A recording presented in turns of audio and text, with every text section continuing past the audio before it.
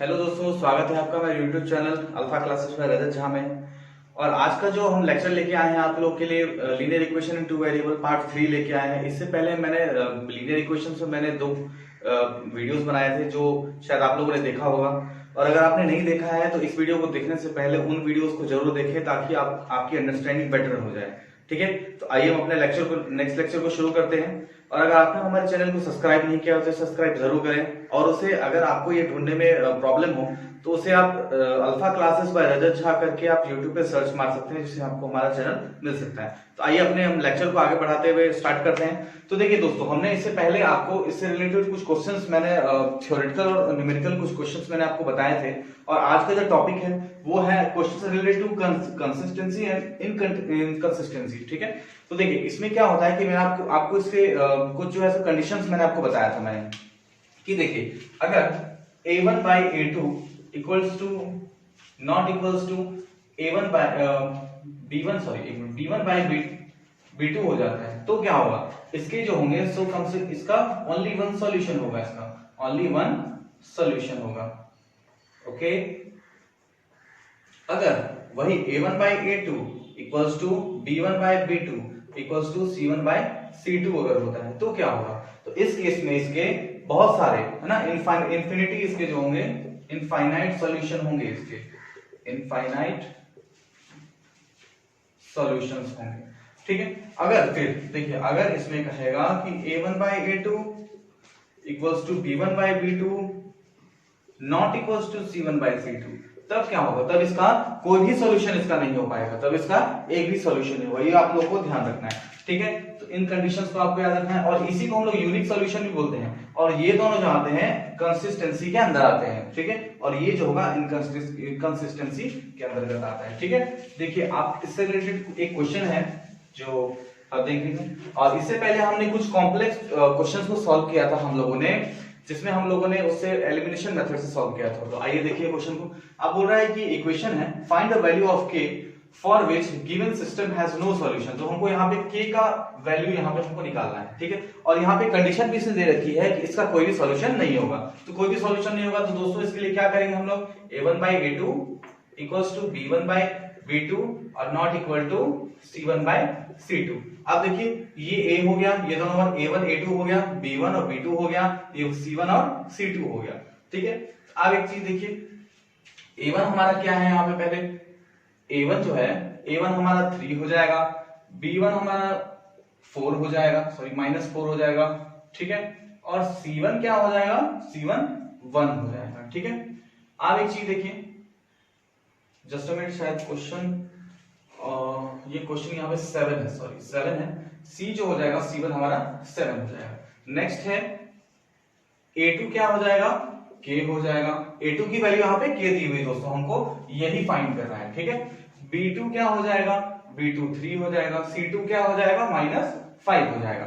तो आइए देखिए इसको अगर हम इस पे बैठाते हैं तो क्या मिलता है हमको, देखिए 3 by k equals to -4 by 3, next not equals to 7 by -5। तो देखिए अब हमको तो मतलब इसको लेने की कोई जरूरत नहीं है। ठीक है, आपको कॉम्प्लेक्स इसको नहीं बनाना, जितना हो सके उसको सिंपल में हमको सॉल्व करना है। ठीक है, तो k 3 by k equals to -4 by 3। तो अब क्रॉस मल्टीप्लाई कर देते हैं तो -4k इक्वल्स टू 3 3 जा 9 हो जाता है। तो k इक्वल्स टू क्या हो जाएगा, 9 by -9/4 हमारा आंसर हो जाएगा। ठीक है, -9/4 ही हमारा फाइनल आंसर हो गया। ठीक है, तो यहां से हमने इस कंडीशन से हमने ये क्वेश्चंस को यहां से निकाल दिया। ठीक है, तो इस तरह के क्वेश्चंस काफी इजी होते हैं, लेकिन ये सब हमारे एग्जाम्स में पूछे जाते हैं और 2 या 3 या 4 मार्क्स के इसकी जैसी जिस तरह से का कंडीशन होगा उस तरह से इसके क्वेश्चंस के मार्क्स पूछे जाते हैं। तो नेक्स्ट जो है सो आइए इससे रिलेटेड और क्वेश्चंस को हम लोग देखते हैं। शायद इसको समझने आपको कोई कठिनाई नहीं हुई होगी, तो आइए इससे रिलेटेड हम कुछ क्वेश्चंस को और देखते हैं। आइए दोस्तों हम और कुछ क्वेश्चन हैं हमारे जिन पे हम लोग डिस्कस करेंगे। एक क्वेश्चन और है कि देखिए find the value of k for which given system has no solution and a unique solution. देखिए पहला एक कंडीशंस में ये बता रहा है कि ऐसा इक्वेशन दिया हुआ है और उसमें कह रहा है कि हमको k की वैल्यू निकालनी है जिसमें इसका कोई सॉल्यूशन ना हो। ठीक है, और एक दूसरा बोला जिसमें सिर्फ इसका एक सॉल्यूशन हो। तो नो सॉल्यूशन के लिए हम लोग क्या जानते हैं, नो सॉल्यूशन के लिए a1 by a2 equals to b1 by b2 not equal to c1 by c2। ठीक है, अगर ये आपको समझने में दिक्कत हो रही है तो हमारे पहले फर्स्ट और सेकंड पार्ट को जरूर देख लीजिएगा आप लोग, ठीक है।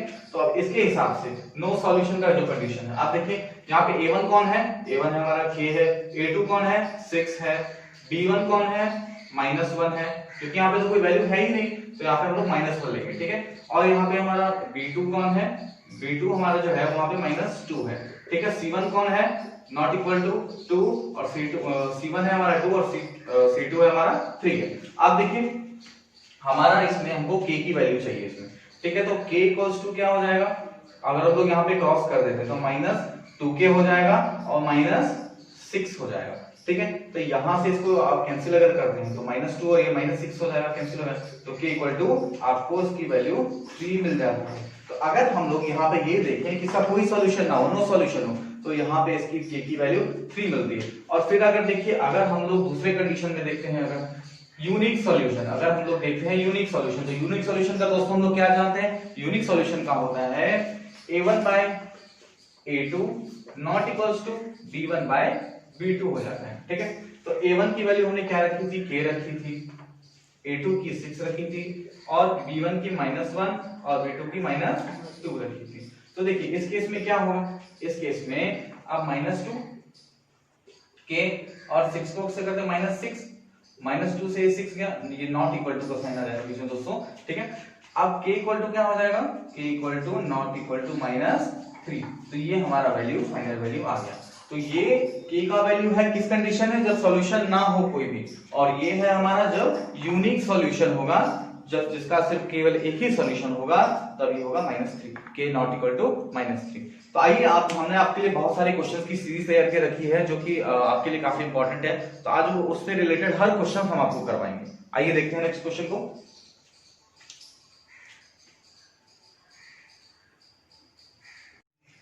आइए दोस्तों ये एक और क्वेश्चन है जो कि हम आप लोगों के लिए लेके आए हैं। एक है इसमें कि एक इक्वेशन आपको यहाँ पे दिया हुआ है और कह रहा है कि find the value of k for which given system has infinite solution. तो देखिए जितने भी क्वेश्चंस है दोस्तों ये बहुत ही ज्यादा इंपॉर्टेंट है और ये सब पहले भी क्वेश्चंस पूछे जा चुके हैं, इसलिए हम ये क्वेश्चन आपके लोगों के लेके आए हैं ताकि आप इसको देखिए, ये समझिए कि किस तरह के क्वेश्चंस हमारे एग्जाम्स में पूछे जाते हैं, ठीक है। तो देखिए इसमें हमको ये यहाँ पे ये ध्यान देना है कि यहाँ पे बोल रहा है कि k की ऐसी वैल्यू हमको फाइंड करनी है जिसका कंडीशन यहाँ पे दिया हुआ है इनफाइनाइट सॉल्यूशन। इनफाइनाइट सॉल्यूशन के लिए क्या जानते हैं दोस्तों हम लोग कि a1 by a2 equals to b1 by b2 equal to c1 by c2, इसके इनफाइनाइट सॉल्यूशन होते हैं। आप देखिए हमारा a1 क्या है 2 है, a2 क्या है k plus 2 है। देखिए बच्चों आप में से बहुत सारे बच्चे ऐसे होते हैं जो कि मतलब a1 अगर हमने कहा तो 2x दे दिया या x दे दिया, और अगर a2 कहा तो k2 plus x दे दिया यहाँ पे। तो यहाँ पे हमको ये नहीं देना है, हमको यहाँ पे सिर्फ कांस्टेंट वैल्यू को उठाना है, ये ध्यान रखिए आप लोग, हमको यहाँ पे कांस्टेंट वैल्यू को उठाना है, ना कि हमें वेरिएबल को उठाना है। कांस्टेंट वैल्यू जैसे 2 हो गया, 3, 4, k plus 2 हो गया, 6 हो गया, 3k plus 2 हो गया, ये सब हमारे कांस्टेंट वैल्यू है, ना कि x और y या a b c d जो भी आपको दिया होगा उसको नहीं उठाना है हमें, ठीक है, ये ध्यान रखिए। नेक्स्ट है b1 कौन है हमारा 3/6 है, ठीक है। c1 by c2 कौन है, c1 है हमारा 4 है और c2 3k plus 2 है, ओके। आप देखिए आप लोग कि हम लोग इसको क्या करेंगे, पहले हम इस दोनों को ले लेते हैं, ठीक है, क्योंकि हमें यहाँ भी k की वैल्यू दी हुई है और यहाँ भी k की वैल्यू दी हुई है। तो आप इसको अगर हम लेते हैं तो क्या होता है 6k plus 2 into 3 equals to क्या हो जाएगा 2 into 6, ओके। अब 3 को 6 से कैंसिल करिए, क्या हो जाएगा 2 हो जाएगा, ठीक है। आप देखिए k plus 2 इक्वल्स टू, ये तो कैंसिल हो गया, 2 दूना 4 हो गया, तो k इक्वल्स टू क्या हो जाएगा, k की जो वैल्यू है, k की वैल्यू हमारी हो जाएगी 4 में से 2 जाएगा, 4 में से 2 गया तो क्या हो जाएगा 2 हो जाएगा, ओके। 4 minus 2 2 हो जाएगा, तो k की वैल्यू हमारे पास आ गई, पहली 2 आ गई। आप देखिए क्या ये सेटिस्फाई कर रहा है इसको, तो हम इसको भी लेके देखेंगे, पहले हमने इसको लिया था, अब हम लोग क्या करेंगे इस वैल्यू को लेंगे, ठीक है। तो इस वैल्यू को यहाँ पे उठाइए तो क्या हो जाएगा 3/6 इक्वल्स टू 4/3k plus 2 हो जाता है। अब इसको हम लोग क्रॉस मल्टीप्लाई अगर हम लोग करते हैं तो क्या होता है 3 into 3k plus 2, okay, equals to 6 into 4 करते हैं, ओके। आप 3 से इसको कैंसिल करिए तो ये 2 हो गया, ओके, 2 हो गया। आप देखिए 3k plus 2, 4 दूना 8 हो गया, बराबर 8, बराबर 8 हो गया। अब 2 को इस तरफ ले जाइए तो 3k इक्वल्स टू हमारा 6 आ गया। तो k इक्वल्स टू हमको क्या मिल जाएगा, 3 से इसको कैंसिल कर दिए तो ये 2 आ गया। मतलब हमारी जो वैल्यू है एकदम सही है। तो ये क्वेश्चन था हमारा इनफाइनाइट सॉल्यूशन के लिए। तो मुझे नहीं लगता दोस्तों आपको इस तरह के क्वेश्चंस में आप आगे कोई दिक्कत होगी अगर आप इसे एक बार समझ ले तो और भी कुछ क्वेश्चंस है जो हम आपके लिए लाए हैं, तो आइए हम उसको भी डिस्कस कर ले एक बार। तो दोस्तों देखिए एक नेक्स्ट क्वेश्चन है जो कि इसी टाइप का एक क्वेश्चन है लेकिन थोड़ा सा डिफरेंट है, और ये क्वेश्चन एक बार आपको पूछा जा चुका है 2000 ये एक बार 2005 में भी और लगभग 2011 में भी पूछा जा चुका है। उसके बाद शायद इसकी एक चांसेस मैंने देखा था शायद ये 2016 या 15 के आसपास में पूछा गया। तो ये 2-3 बार पूछा गया इसीलिए क्वेश्चन बहुत ही ज्यादा इंपॉर्टेंट है। ठीक है, इसमें आपको ये कह रहा है कि find the value of P and Q।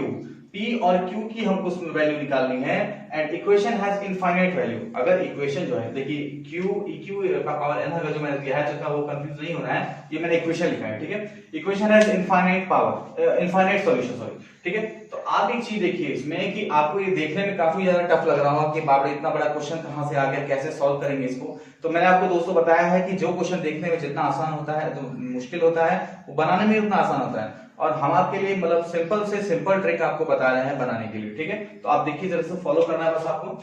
देखिए अगर हम यहाँ पे A1 B1 और C1 है तो A1 by A2 infinite solution के लिए यही कंडीशन है हमारा equals to B1 by B2 equals to C1 by C2। ये हमारे इनफाइनाइट सॉल्यूशन के लिए। आप देखिए जरा यहाँ पे A1 by A2 कौन है, 2 by P plus Q equals to 3 by 3 है B1 और B2 कौन है 2P minus Q है। नेक्स्ट देखिए नेक्स्ट हमारा C1 कौन है 7 है और 3 into P plus Q plus 1 है। ओके, अब जरा इसको हम लोग पहले इन दोनों को ले लेते हैं पहले। तो आप बताइए देखिए इनको क्रॉस मल्टीप्लाई कर हम लोग करते हैं तो क्या मिलता है 2 into 2P। देखिए मैं डायरेक्ट कर देता हूं बच्चों, 2 को अगर 2 से करेंगे तो 4P हो जाएगा, 4P 2 को Q से करेंगे तो 2Q हो जाएगा। ओके, नेक्स्ट देखिए 3 को इन दोनों से करेंगे तो यहाँ पे 3P प्लस 3Q हो जाएगा। ओके, आप देखिए जरा तो आप अगर हम इसको दोनों के टर्म्स को इस तरफ ले लेते हैं तो क्या मिलेगा 3P बराबर इस तरफ आएगा तो माइनस में हो जाएगा। तो माइनस में अगर होगा तो 4 में से 3 गया तो 1P माइनस 2Q है और माइनस 3Q है, तो माइनस 3Q इस तरफ से आ गया तो क्या हो जाएगा माइनस 5Q हो जाएगा। ठीक है, आप देखिए इक्वल्स टू यहाँ पे क्या आ जाएगा 0। ये हमारा इक्वेशन फर्स्ट हो गया। ओके, आप पहले तो हमने इन दोनों को लिया था, अब हम क्या करते हैं इन दोनों को ले लेते हैं। ओके, अब इन दोनों का लिए हमने क्या माना है इसको इक्वेशन 1 माना है। अब इन दोनों को अगर ले लेते हैं तो देखिए क्या मिलता है।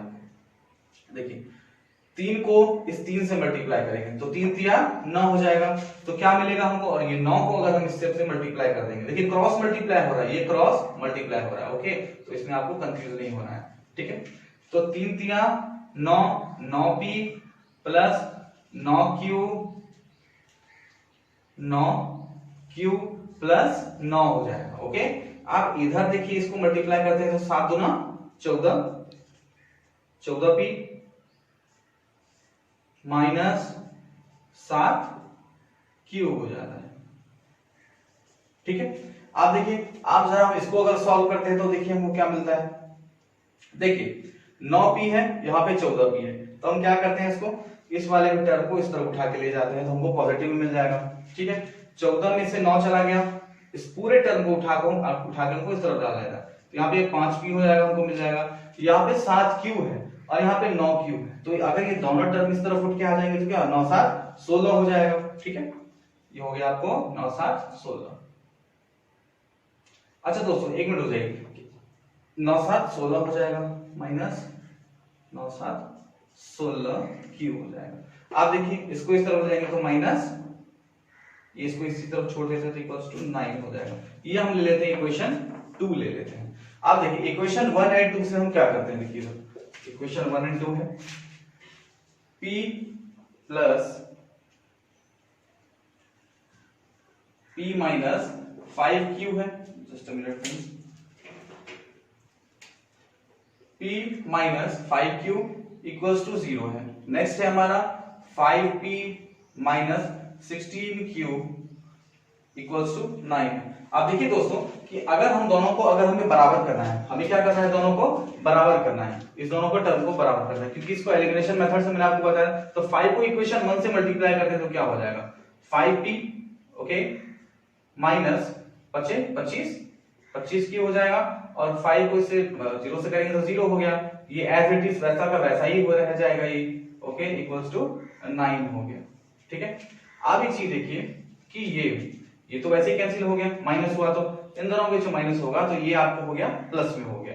ठीक है, अब अगर ये प्लस में हो जाता है तो क्या होगा, तो 25 में से 16 गया तो कितना हो जाएगा, आप लोग जानते हैं दोस्तों कि ये हो जाएगा -9 क्यू हो जाएगा इक्वल्स टू, और इसमें माइनस हो रहा है तो माइनस ही हो गया, -9 हो गया, तो ये आपका यहां से कैंसिल हो गया। ठीक है, तो q इक्वल्स टू क्या मिलेगा, +1 मिल गया। q की वैल्यू हमारे पास +1 आ गई। अब q की वैल्यू को 1 में हम बैठा दें तो क्या मिलेगा हमको, put the value of q इन 1। अगर हम इसकी वैल्यू को q में बैठाते हैं, मतलब 1 में बैठाते हैं q की वैल्यू, तो क्या होगा, तो p -5 मतलब 5 बन जाए तो 5 ही होगा।